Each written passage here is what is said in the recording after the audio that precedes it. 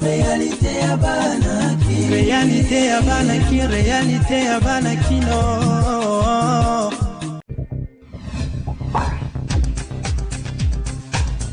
Ko reprocher na biso MONUSCO makambo nyonso toliki. Mais kasi makambo yo na lopoto do ba violence na bité na lingala so obenga ngonini mobulu. Mais bobulu eza ya noté.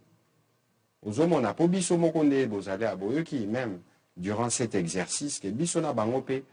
bokanisa te ke tozala na libala bosembo ya kimia. Ba rapport ya biso na bango ezaka pe ba rapport ezaka na kokoso mingi. Parce que bango bazali bayaki pona ko soutenir biso pona ko combattre menace ya insécurité. Comme insécurité aussi la te, c'est normal que ba population na biso bazala na kanda. Awa biso tozo condamner population te ndenge ba telemi. Et loko biso tozo condamner eza violence na ba acte de pillage ou et accompagné. Pozo mona MONUSCO to lingango te. Ba congolais pe basala na kati. Tozana ba ndeko na biso ba radio kapi ba yakawa. Mukolo miswe ko kanga musu ba ba kota chômage. Bon, ya musu to récupérer radio to salake et kende liboso. Pozo mona donc lelo biso tozana mawa. Tozana mawa ya komona ke toza déjà na ba compatriotes bazonyo kwa na babunagana baza pris au piège ya mandoki ya makambo ezole kakuna na ba M23 eza mawa mingi komona ke ba misusu bakufi lobby pelelo na Goma pe na Butembo na ba makambo eleki. Alors l'air to lobby to ko sala ba enquête maman Sylvie enquête ekozala raté ka olamuki na tongo mbala moko zui résultat na pourquoi eza processus yango na lobaki awa auditorat militaire au yabiso parce que ça makambo etali mandoki justice au yabiso na au yabango to ça le moni bango bazana mutu moko awaza directeur ya bureau conjoint des Nations Unies pour les droits de l'homme bango nyoso ba service to ko impliqué bango pour vérité foyer bana pona bato ba kufi bazana ba famille na bango batikali na moni ba jeune wa kufaki na quartier général, une vingtaine d'années, une trentaine d'années. C'est un espoir perdu. Yango awa, il faut, bato nyoso bazona na biso ba comprendre que biso na MONUSCO, to se mettra d'accord qu'il faut to kabwana. Ça veut dire qu'il faut ba se retirer, ba zonga. Pour biso moko en tant que gouvernement, to continuer ko assumer responsabilité na biso ya ko protéger ba citoyen na biso. Processus à Libossé Bandaki na Kalemi. Depuis septembre 2022, Bandaki na Kalemi. Totikali dans 3 provinces où la situation est à moins compliquée. Pour atteindre le Toliki Bango Bakende. Mais nyonso basala kezara mabete.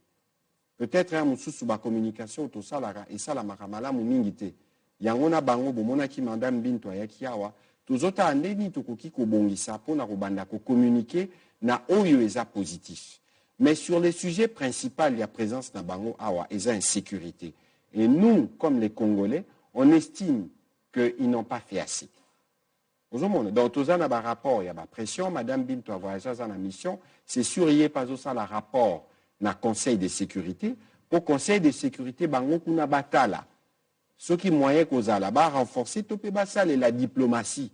et permettre à bisoto zongi sakinia. Parce que l'objectif, il y a président Tshisekedi paix à gouvernement, et ça kozongi sakinia le plus rapidement possible. Parce que parti est, wanezo zambongo mingi, otoki kochana nzela, otoki kochana école ya bana na biso. Voilà un peu la préoccupation. Biso a tolobaka, toza batu ya redevabilité.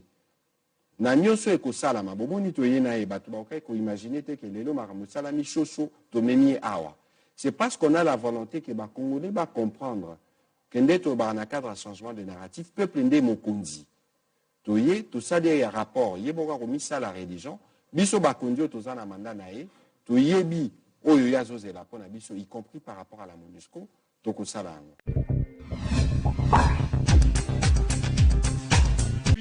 Aux actes de pillage, de vandalisme, de décisions méchantes et d'atteinte aux propriétés publiques et privées provoquées par les manifestations anti-MONUSCO non autorisées. J'appelle les populations des villes de Goma,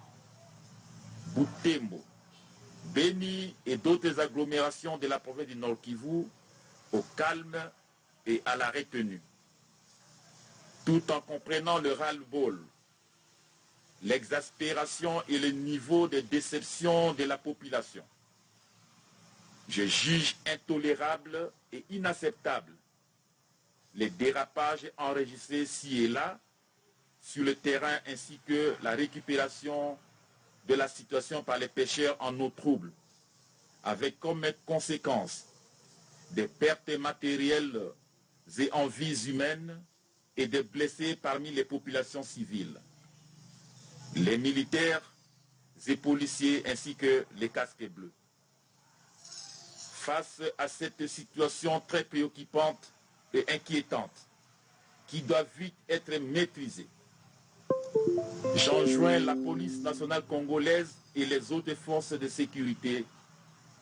de prendre toutes les mesures qui s'imposent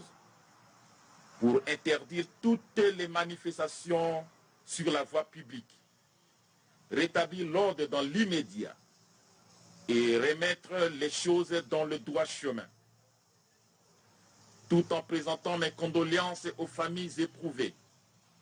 et mes compassions à la MONUSCO. J'instruis les forces de l'ordre et de sécurité de mettre hors d'état de nuire toutes les personnes qui se rendront coupables des actes répréhensibles, si haut décriés, et de les transférer devant les juridictions compétentes pour subir.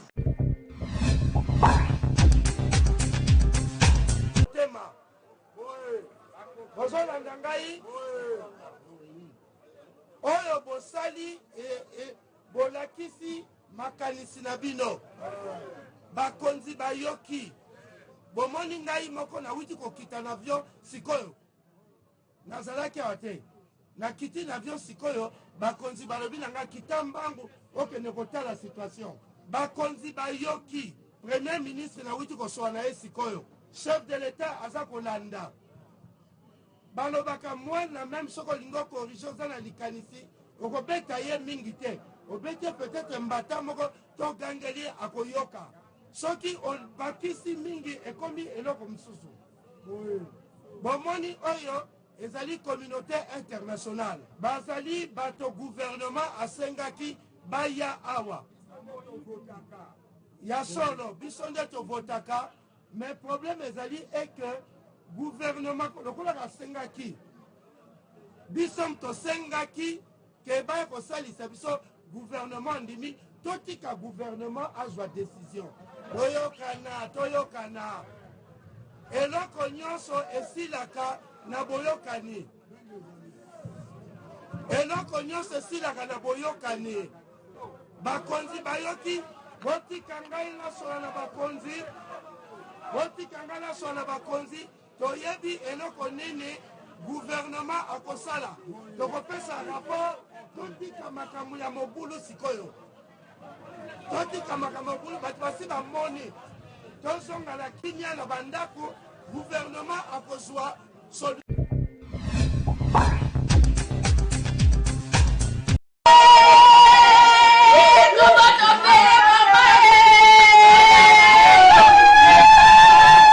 na CP makasi to batransfere nga anaza nelo te na maboko nazalaka na 10 000 francs mobali nanga kende mosala donc naseketaki makasi mpo nayebi ke césarien da basalanga awa tosala ba 6 mois ba 7 mois awa mpona kozanga mbongo bana bakoma nguluma bakoma benga badokter ya bapapa mais ntango na ye awa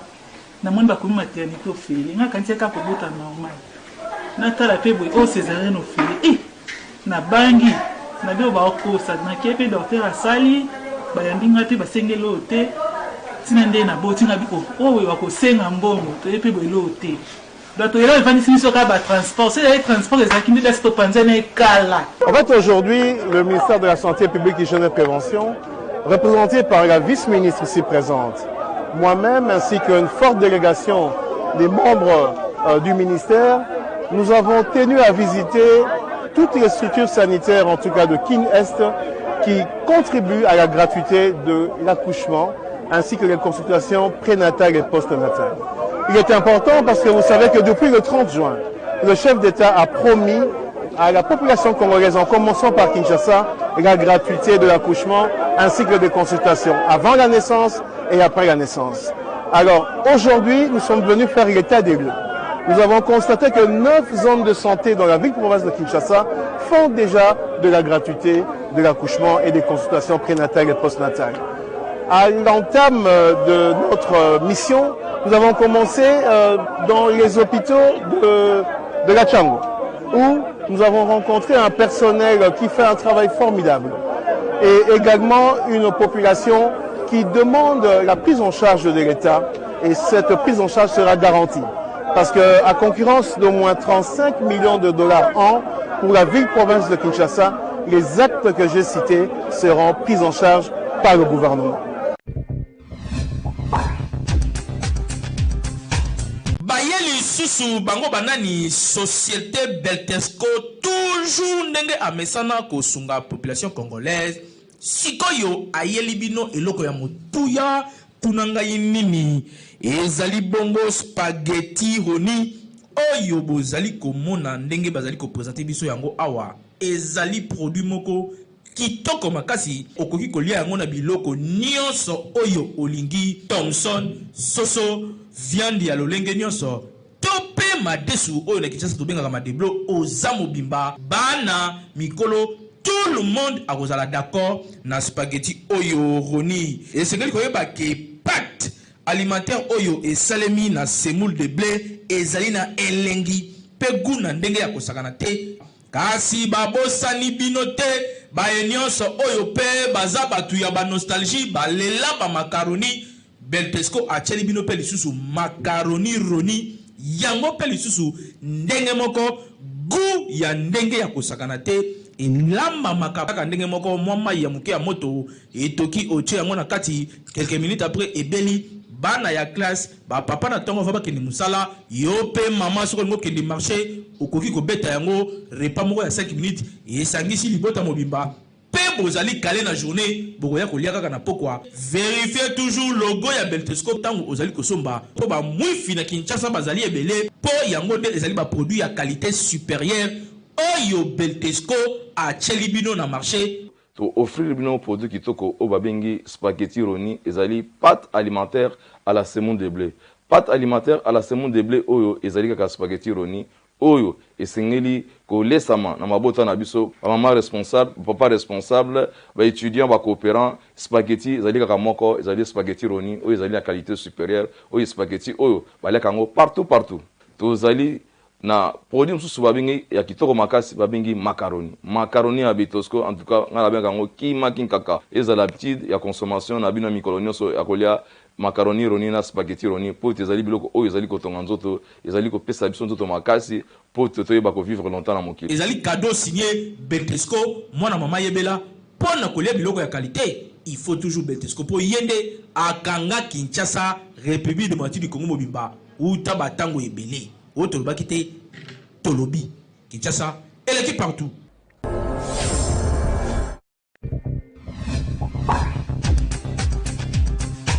Tozali awa na commune Limete na quartier Mombele précisément na Prince Lumumba wapi nzela ebebi makasi moyen mituka elekeza te pe selon population ya quartier oyo yango esali déjà 2 ans depuis nzela oyo ebeba boyoka ndenge population ye moko alobaki awa na micro ya Saron Mawete. Boulevard Lumumba juste na coin ya Mbe ndenge moni ba mai pe libulu wana ezali tio ya régie des eaux et tout bana na immeuble oyo na olakisa yo oyo na moi soki bato baotoka mai wana ebimaka te mais soki ekomi kaka na butu ke bato baotoka su mai te mai ebandi kosopana ti ndenge omoni ndenge ekomi bamabulu wana ewumeli basalaka te intervention moko te yango toyebisa bino soki moyen ezali bakanisa Mbe ba prince ebukani ba makambo ebebi moto moko akotya kana ngwa ya za te régie des eaux aya kobongisa place ya tio etubanaki aobongisa yango te yango moni boulevard Lumumba na juste na mbe nde omoni libulu créé et puis embouteillage makambo ebele risque bamituka ekweya awa oyo ekotaka na luza kotika bamakala babaskile moko soko omoni okondima te baposa babozazo principal toza salite mabe tozonyokama mabe so mbule bandi so ndebo babulo neti mo mboy so mbule bandi tokoma ndeni tokusuka na ndeni po atodindala makasi na bulo so boye mutako yeba teta musu bulo eza place boye anyati bo azindia ko ya kufu so tosuka ya donc ya podosunga so poser abiso asani abongisa so ko avenir nini quartier na biso eza quartier na ye limité quartier présidentiel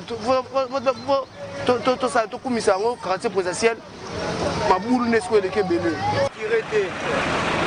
à partir du colo vous les a bouché pas moyen les cadets ça pas comment tu vas du colo et ya ti et ça la colo ah faut pas que comme problème so les kana mutuka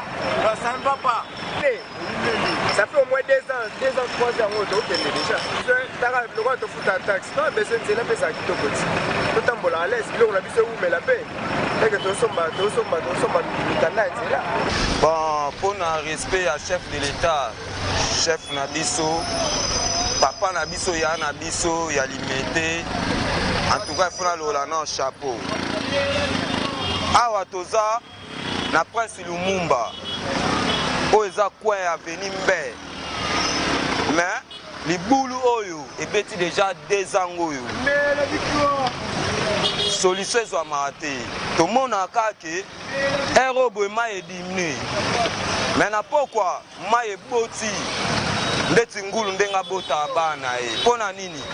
tu as rési des eza ya kotoboka mais ba oya kokanga ngo fiti wana te dans la moi ebimaka te se tokomika na butu mai il faut ebima etonda awa ya tosenga biso to aba chauffeur ya mbe ya mombeli tosenga faut bambela biso nde lidusu oyo pona toyoka pe bien tokota mbona achako ba motisser ba nini ezobuka na biso ba pine ba moye ezopanzana pona mabulo oyo ya tosengi etake toza bana mboka babomsela biso kata nzela otoyoka bien ezala nango chaque jour bakonzi balekaka batala yango te tomonaka nde balekaka bamai ezobima bateka te bafungolaka te banda fati azwa pouvoir na mbe awa na mombele eloko moko ezalaka te banda azwa pouvoir atika koleka mpe awa te awa place babundela ye awa ti azwa bokonzi baipoge na banani baya kosangana awa me ye moko kolo makambo ayaka awa te me biso tozala na kana na ye mpo na nini asabotaka biso okompane tolingaka yango te mpo tomona batekase na biso ezala sali te elanga yango mema ezobima mpo na nini ye akozala responsabilité te place oyo eza place moko boye ye mpa yebaka yango ye alingaka yango mpe te ayaka mpe te gentili aleka awa na bato na ye akosa biso awa basalaka eloko moko te elanga boye ma ezobima bamama bazosufri bama ezobima bato makolo me yanga na leketaka fort me eloko azoloba nde mpo na président ya république mpo ye aza oyo quartier na ye bandako na ye yango wana afase na biso soko bimi wana omona ndako na ye place afutela place asomba oyo nyonso asalaka ezalaka awa me atikaka koleka awa te asala action moko awa te bakombata bayaka awa bavandaka awa babundelaka ye awa me naleketaka fort me ayebaka biso bana mombele tozala na kana na ye mpo asalaka eloko te na mombele bakote nyonso tu baosala mosala awa na mombele baosala eloko te okompane me ye nefa ayebaka biso tonyongelaka ye fort aza président torespecta ye ndenge azwa pouvoir me ayebaka pouvoir bapesa yango na mombele bato babundela ye quartier oyo babundela ye ti na TV5 yango oyo place kaka oyo totelemi na TV5 balakisa yango na babanga mpo fati azwa pouvoir me arespectaka biso te nde sikoyo eloko ifo eleka ti epa mona yango kea tolobele ndenge wana biso toza na mbe na mombele limete yango wana soko biwa na po yango wana ya limete me ndako na ye yango wana eza wana.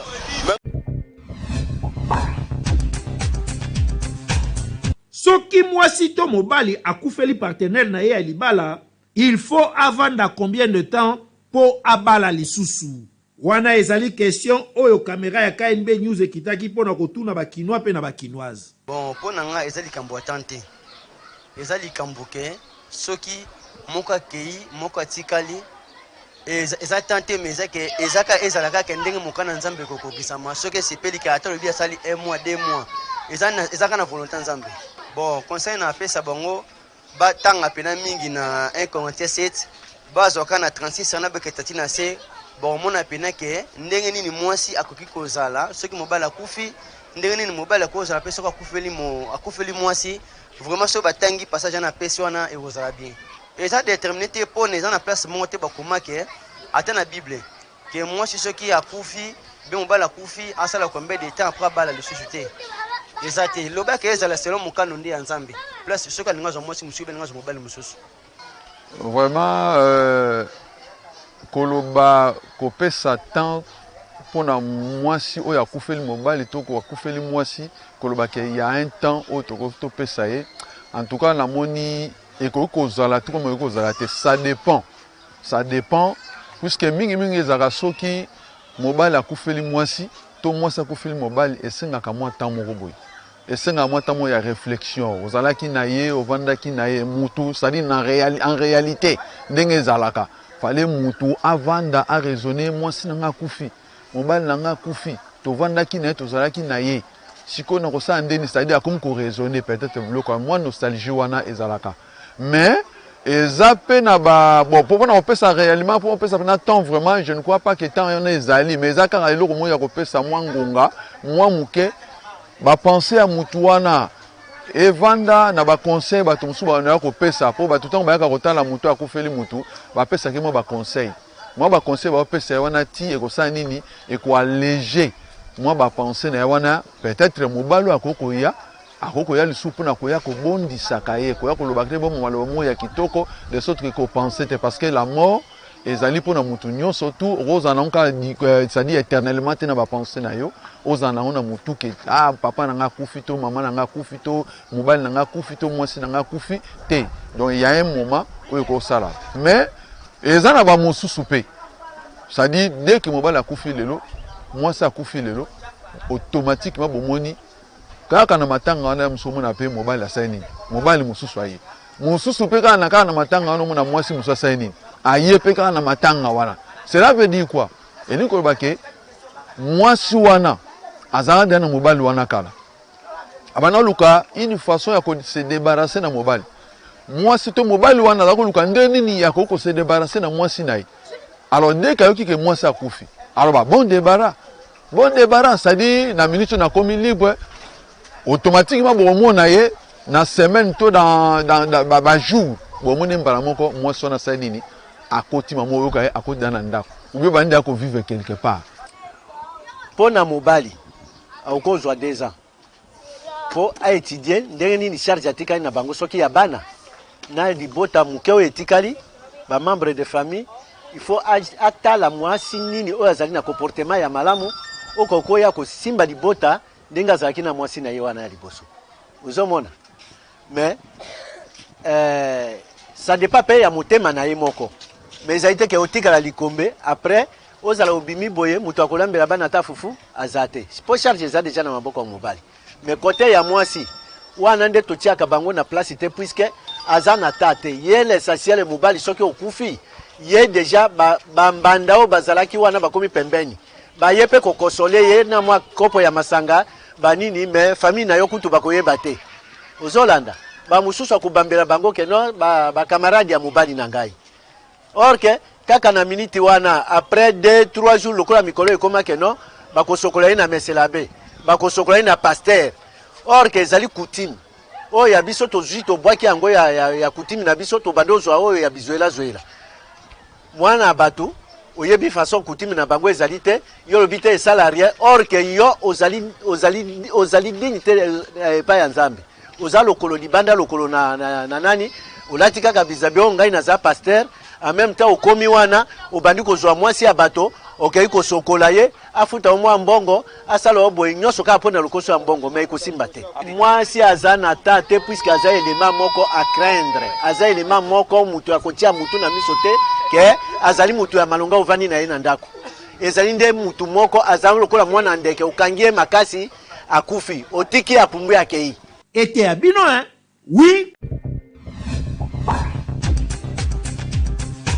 na bitambola ya lelo mikro ya KNB News ekitaki mpona kotuna soki mobali na kati ya ndako asengeli kolakisa mwasi na ye salaire oyo ye aganyaka. Non, pourquoi ils ont mon salaire par rapport à quoi? Moi si à locataire mon ekinsila. Soka za moi swangai. Na boité na kobala pe moi si na la teli bende wangai. Ba selang na ngaso ba 7000 francs, mais 3000 francs na ngoi ba ti. Pour moi ça locataire à mon ekinsila. Bosso ne bise secret na ngai. Ana facilité obumanga, ana facilité sanga mabe. Normalement vraiment dans logique. Mobali na relaxa moi si salaire té. Parce que ceux qui n'habitent que dans l'accès moi si salaire, ils ont le droit à OPC téti. Qu'ils appellent un jour au pays, on même non regretté. Kasi po parce que ngamom na la kisi mabe. Pour ils ont le droit moi na mukie, soko mesani seka que chaque jour que alia kama tembele yo mesani seka misoni bo mukolombo ngwezalate. Mais normalement to comment oboya ko laksania sopona nini. Kolingana ezan tolingani teke na musuni me na mutema to ebani te. Pour exemple na basi misupe ba yaka na ba comme ba congé quoi. Obali mais abeti pe buzo bondimite. Biso to mona ngo lelo. Mutalaksa moi si bambongo nyonso asuduka ke ne musala songa be moi ça su nyonso akei. Astik a parvenir même ici ko sundula même sinabana. Azuka ka oyo balakisa ye pa mobile akena yango. Lelo to momona ba père ebele ba komi ba yele la likola basi. Po ba mi pese ba ko facile voza basi lo ba tikala na rien. Donc normalement logique tant on a $100 mais il faut na mayele yanga mobile po biso tu mibali to ndenge moko te po ba zo ba pe bazana bango. Na ndeti nga na mayele o yanga. So na $100 de don na oya pa madame no l'accès de $40 o nga na monani na na journée yanga na ko tala mayele ne ndo pesa nga combien. Mais jamais que na ko ya ke $100 ni so nga na zuna journée na l'accès moi si. Pour $100 na tout so nga na bien l'accès ngo. Donc c'est que mbula ninga na wosunga libota na nga famille na nga po encore saka demande na mabe na katsana ke yatika ne bele yotika la ya mukesko ko sunga libota no ndeni ko pesa mwasi salaire ko yebisa mwasi salaire nanga iza nango mabete po azanzo tunanga to balana mais est-ce que na kati ya libalo na balana nayo wana to sala d'abord alliance ngana yi est-ce que l'état ayebie na kati ya mariage pour tout ça, le mariage, comportement ni moi si après le mariage officiel par l'État, a commis qu'à afficher après cet mariage. Parce que basi alors commis comment la question que c'est la moto alias, c'est que hier a commis na makoki so yo za mubali, ozana loko mususu ya yoko lobelaiti. Amoni nata commis odisi. Ya ona holo bake ponanga. Na moni comportement commis qu'à afficher pananga. Salaire nazo à chaque le 30 nazo à 30 000 francs na République démocratique du Congo tozalilo. Na ena ndako mama moni 30 000 nde ba simbisinga nde ba futinga na salaire nanga. 10 000 euro eta mumbali. Il faut na tia na poche pour les loto lobi na ebi moto moninga nanga na kukuta na ye moto moko akosa nganga mo eloko pona sala moi dépasse. Ils attaquent er no sonaka basenga moi 10 000 moi 500 francs pesa nga moi 500 akutuna nga mituna ebele. Zwa 20 000 na kati ya 20 000 euro. Moi 10 000 bomba to ebite so kimbule kobeta lobito te moi 10 000 euros ça la provision na kati andako to yebaka kolia gérer yango moi si mubala zotoka azokende kuluka Yesu ko lokola mesana makambo ya kotala baningane na ba abandi kuzwa bambongo ana tozo mona yango awa mubala apese mbongo kendo sala wense azwi mbongo akekobeta winner akekobeta winner mumala ya azongi kuna maboko pamba zokansala mama natika kimbongo sa mbongo tikaka ekoya kibana na yo boye bayiba kinga mbongo makambo ebele c'est tout basi ya biso ya Kishasa oyo kola bazolata ba pantalon ebele awa mayolo bela ile susu ezati ponanga na kopese mbongo provision oyo zo salela na kopese mbongo soko za na posa mbongo ndenge ba pesa kama sike na ebite soko za na posa kosoba biloko na ndenge na yo mususu na kopese yo na kati ya compte nanga soki nafuta maka 50,000 na kolobelo kana munoko bafuta kanga 50,000 mais po nanga na longolaka 20,000 30,000 wana ndeza mbongo ya ko sala makambo ya ndako nyoso parce que na ebite bilamba nga moto na osomba oza olingi kotonga ko kanga suki nga moto na osomba parce que soko kangi suki nga na ebite to kopotana nyoso mo sa za redevable ya koyebisa mumali kana sana posa eloko tel na sana posa eloko tel mais soko komi ko somba biloko yo moko nga na ebite ozo mbongo wana wapi. Et puis basi alelo bakumi be ko sala te mumbala kumi ko nyoko make ko luka ya tikeli na ndako ko sala kakindumba pe aya mumbala aliza la esclave na yepe susu kuna kuvuta na kuna abuti na ba mumbala kumi eloko moko ya pambe pa na ye soki oza na kati ya ndako mobali azozwa charge na yo azoleso normal ozolata bien makambo nyonso azopesa yo makambo ya salaire na etali yo te mpo biso lelo basi soki mbongo ekomi na maboko na biso ata ndeko ya papa aza ya kobela soki alobi pesanga ata 50 000 nasunga famille akobimisa te ekokoma bacomplication papa aza na raison nga mpe nazaka na maloba papa toloba lisusu nini bino moko boyoki ya Kinshasa eleki partout.